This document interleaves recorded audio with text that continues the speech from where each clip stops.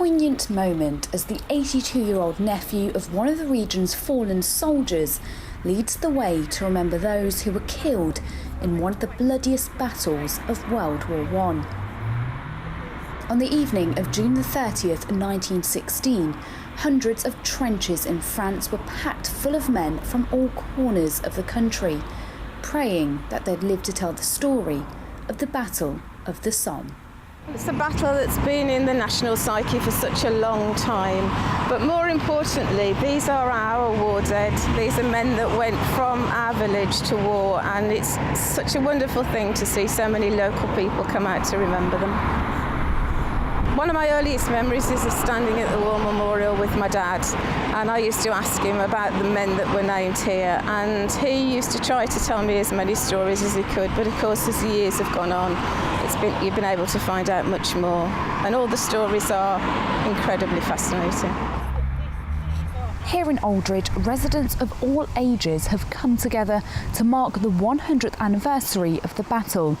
Vigils are being held up and down the entire country, and at this one, salutes are being held, heads are being bowed, and memories are being shared. My mother's brother, John Love, he served on the Somme. He was a lay preacher in Aldridge, and he preached a service at the local Wesleyan chapel before he left to serve on the Somme. There's a photograph of him always in the house, and it was only in later years that I really began to understand it properly. Unfortunately, my mother's dead now. She died about 10 years ago.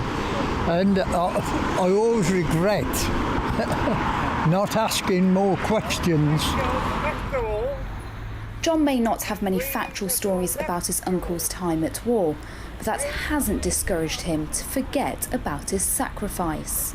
I tried to think of myself in the soldier's mind, like what it was like, and knowing 99% that he was going to get killed as soon as he went over the top. I think the sacrifices that they made should never be forgot, and I shall never forget them. 100 years ago, that very sound was blown on the Somme as a signal to leave the trenches. Today, standing side by side, we hear it again. Time may have moved on, but the memories of the Battle of the Somme are very much alive.